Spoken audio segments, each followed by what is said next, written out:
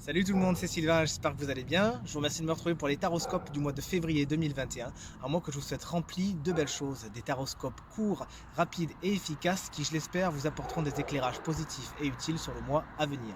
Regardez bien la vidéo de votre signe, mais également celle de votre ascendant et de votre signe lunaire afin d'avoir plus de renseignements et que ce soit encore plus efficace. Merci enfin de liker cette vidéo et de vous abonner à ma page si ce n'est pas encore fait.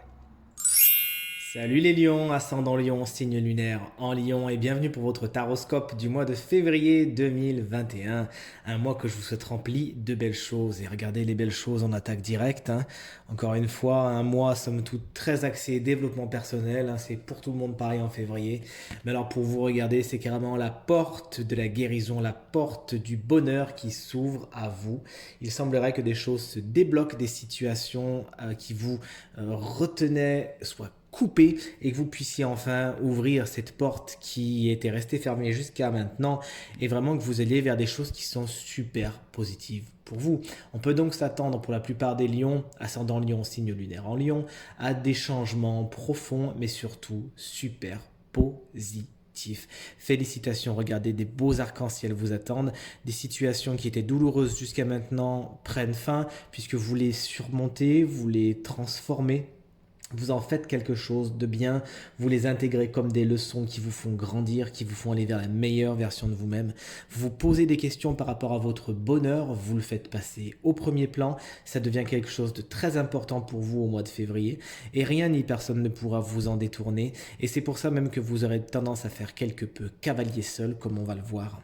Puisque dans la carte des aspects positifs, on a la carte de l'isolement, justement, n'en ayez pas peur.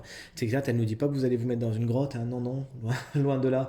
Mais cette carte, elle nous dit que vous allez acter la maxime qui dit mieux vaut être seul que mal accompagné. Et pour ce faire, vous allez peut-être effectivement rentrer quelque peu dans votre coquille, ce qui aura pour aspect positif de dégager tout ce qui n'était pas bon et qui s'accroche pas à vous. Et puis en plus, ça vous permettra justement de belles introspections. Regardez, vous rentrez dans votre huître comme ça et vous y découvrez de belles choses. Vous plongez dans les profondeurs de vous-même au mois de février et vous y découvrez des trésors. Vous savez, c'est comme si au milieu de cette grande obscurité qui était en vous, hop là, vous découvrez enfin votre vraie lumière. Je suis un petit peu spirituel et développement personnel quand je vous parle, mais en même temps, votre jeu est vraiment tourné sur ça, comme on va le voir. Vous allez voir, c'est vraiment le maître mot, hein, la transformation qui vient de l'intérieur, le réveil de l'intérieur, l'âme qui se manifeste, enfin, ces choses-là, quoi. C'est vraiment pour vous au mois de février. Également, vous arriverez avec la carte de l'isolement à faire taire certaines voix, croyances limitantes qui jusqu'à maintenant vous freinaient, mais vous savez aussi mettre de côté les situations et les personnes qui ne sont plus positives pour vous. Félicitations, vous pensez vraiment à vous au mois de février et c'est une bonne chose puisqu'on l'a vu, ça vous amène à la guérison et au bonheur. Dans les aspects négatifs maintenant, on a la carte, pourquoi je la tape comme ça la pauvre, la carte du retour avec ce bel Ouroboros qui se mange la queue. Et on pourrait effectivement voir ici le passé dans cette carte. Le passé qui pourrait être quelque chose de négatif. Avez-vous bien pensé à fermer la porte derrière vous? Et je dis ça au sens propre comme au sens figuré, chers amis lions. Avez-vous bien bouclé les situations qui nécessitaient de l'être? Avez-vous encore quelques petites casseroles qui traînent, etc. Bref, si c'est le cas, alors nul doute que l'univers, dans toute sa bienveillance, vous les ramènera sur votre chemin afin que vous puissiez fermer les portes qui doivent être fermées une bonne fois pour toutes. D'accord? Donc ça pourrait être des choses un petit peu anodines, hein, des choses que vous avez oubliées, des factures oubliées de payer, des gens que vous avez oublié de rappeler, ces choses-là, des rendez-vous que vous avez oubliés, etc. Mais ça pourrait être des choses bien plus importantes, comme on l'a vu tout à l'heure avec la carte principale, au point de vue développement personnel et au point de vue changement profond. Bref, le passé qui se manifeste, et c'est Ouroboros qui se mange la queue, qui explique que des cycles ont du mal à être bouclés. Alors faites autant que faire se peut le tour du propriétaire et fermez les portes qui doivent être fermées avant de déménager une bonne fois pour toutes, chers amis lions.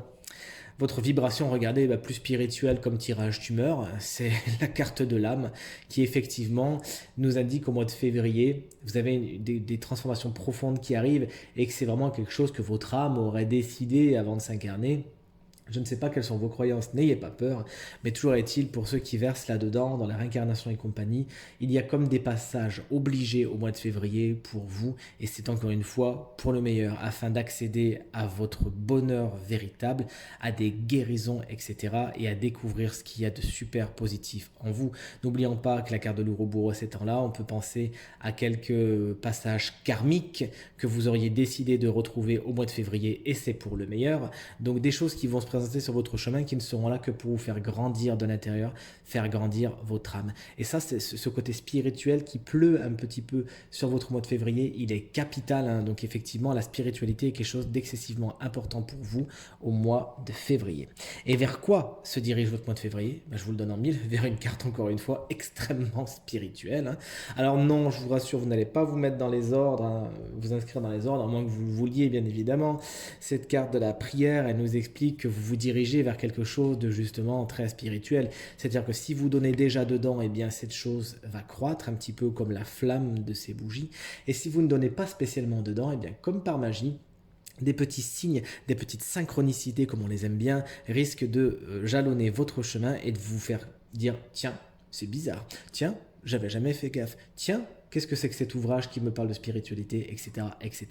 Donc vous allez vraiment sur ça, à Lion, vous allez vraiment vers un développement, un accroissement de votre être et surtout de cette belle fleur qui est en vous et qui tire ses racines vraiment dans les profondeurs de votre âme. Félicitations, de beaux développements pour vous.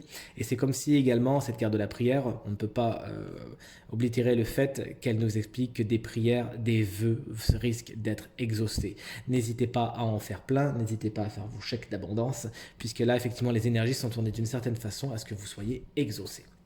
Allez, on passe aux 3 domaines du quotidien. On attaque avec le domaine professionnel. Et dans le professionnel, on a ce beau 4 de coupe qui est inversé, donc je le mets à l'endroit. Cette carte, elle nous dit attention, c'est bien beau de se replier sur soi.